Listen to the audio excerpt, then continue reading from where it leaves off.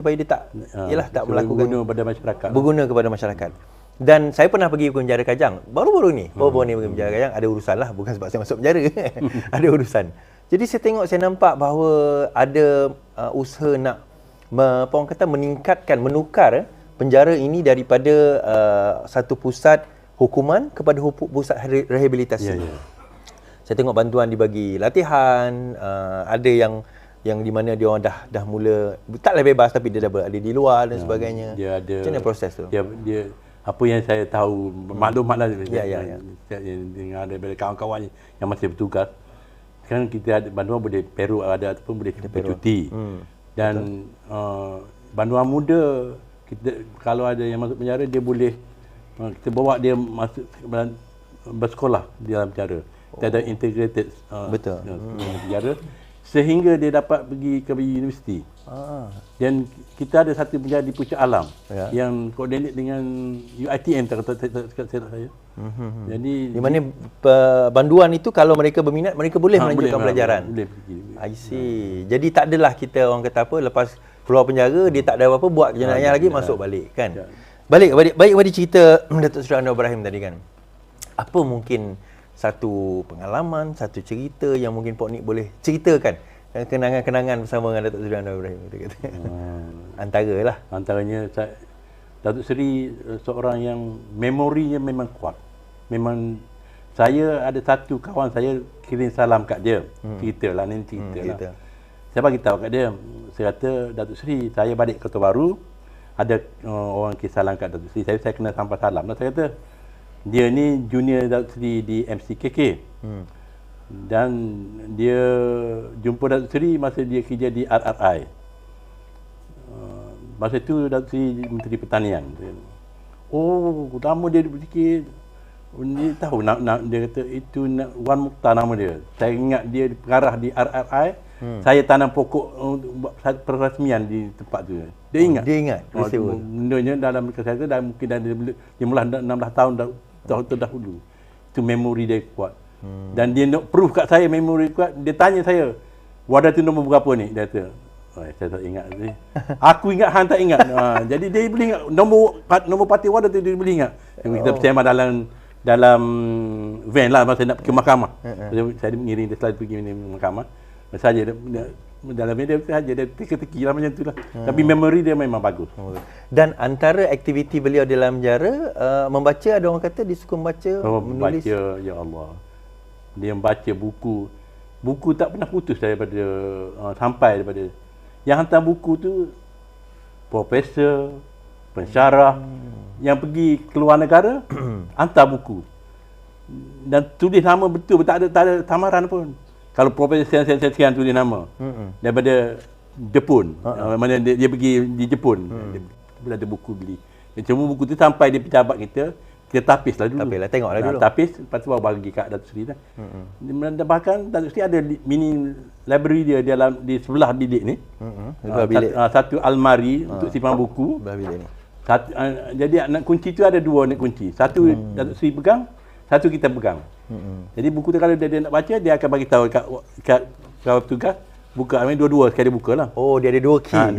Buka dua key. Jadi buku selalu ada. Dan habis buku tu nak tambah buku lama dia kalau dia tak baca dia akan serah pada Datuk Seri datang melawat buat balik rumah. Dia ada bagi tak buku ke Pak Nik ke apa? Tak ada. Minta lah.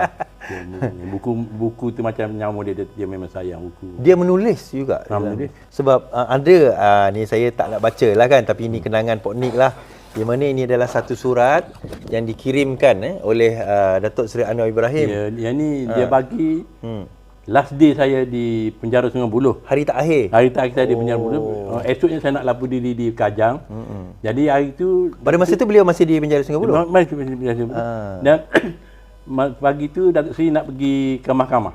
Nak adil mahkamah. Saya hari tersebut saya tak escort dia lah, tak mengirim Datuk Seri ke mahkamah. Saya duduk di depan. Biasanya bila dia nak pergi mahkamah, van tu akan berhenti di pejabat pengarah dan Datuk Seri akan jumpa pengarah lah. Pengarah akan jumpa Datuk Seri untuk selamat lah itu saja. Jadi dia bagi tahu kat pengarah masa tu pengarah Datuk Ahsan Sakimu. Datuk, tuan, saya nak bagi surat kepada Tuan Nik ni dia tu. Dia kata bukan apa-apa, surat dia kata. Dia bagi saya surat tu. Macam mana hubungan Pok Nik dengan Datuk Seri Anwar Ibrahim boleh rapat begitu? Ada apa menyebabkan? Ya saling ni. Saya pun nak bagi tahu, saya tak susah. Mungkin sebab hari-hari jumpa ke? Jumpa hari-hari, orang lain jumpa hari-hari juga. Ada juga. Tapi apa yang Pok Nik cakap kat dia buatkan kita rasa kita ada, pada saya lah, pada amat saya, persepahaman dalam kehidupan harian. Contoh? Contohnya, Datuk Seri Islam, saya pun Islam. Tak ada dia banduan, kita kerja tak ada. Jadi apa masalah dia bagi kita. Apa masalah kita cerita kat dia. Jadi kalau dia nak jumpa dengan isteri dia, sepatutnya tak boleh jumpa. Kita bagi nasihat kat dia. Sepatutnya kalau mengikut dia jumpa 2 minggu sekali gitu. Kadang Datuk Seri ada hal minta jumpa. Kadang-kadang kita tak bagi jumpa. Ibu bujang tak bagi jumpa. Jadi dia akan buat rayuan lah. Yang tu dia kata, aku nak jumpa anak aku tak boleh, kata peraturan Datuk Seri. Oh, Pok Nik lah yang tenangkan dia lah. Peraturan Datuk Seri. Jadi kalau Datuk Seri jumpa, panduan lain macam mana kata. Betul juga. Jadi itulah, dengan itu dia okey lah, dia boleh faham lah.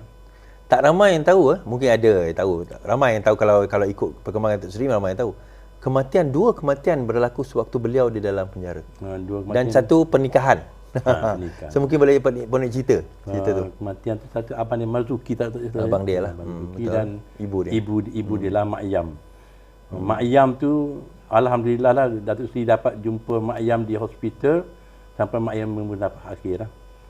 Masa tu Datuk Seri di hospital Kuala Lumpur. Mak Yam dimasukkan di hospital Pusat Perubatan Universiti Melaya. Jadi kita dapat berita lebih kurang pukul 5 petang. Mak Yam masuk ward dan pengurusan kita buat pengurusan, kita bawa Datuk Seri lebih kurang pukul 7 malam ke PPUM. So masa tu Datuk Seri berada di HKL. Mak arwah ibu dia berada di Pusat Perubatan Islam. Okey, Universiti Islam. Jadi pergi sana sempat jumpa Mak Yam dan sampai Mak Yam nafasnya tak akhir lah. Jadi dan keesokan harinya membawa Datuk Seri ke tanah perkuburan. Itulah. Dan pernikahannya masa Nurul Izzah nak kahwin di rumah di Setiamurni. Jadi Datuk Seri yang jadi wali, jadi kita dapat kebenaran bawa Datuk Seri keluar ke rumah dia lah. So masa tu yang ada gambar ada gambar di mana beliau menjadi wali dalam buku ni. Dah buku. Ni ada satu buku, Warkah Anwar Ibrahim. Asal tak jumpa buku ni, saya pun tak ada buku ni. Yang ni. Ni nanti kita ambil gambar ni lah, kita tunjukkan. Di mana perkahwinan Raja Syaril. Di belakang tu tungkat belakang dia tu, tulang belakang dia sakit. Tertukar dengan lutut saya tu. Ni yang ni. Oh, sebab ni Pok Nik tukar. Ni Pok Nik ni. Ni belakang Datuk Seri Anwar Ibrahim ni, gambar ni dia Pok Nik dan dia tungkat dengan lutut sebab tulang belakang dia sakit kan. Slip disc lah. Kan tak menipulah kita kata kan.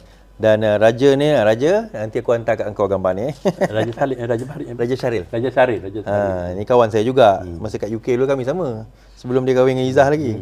So ini dia gambar-gambar di dalam ni, peristiwa dan sebagainya dalam buku Anwar Ibrahim ni.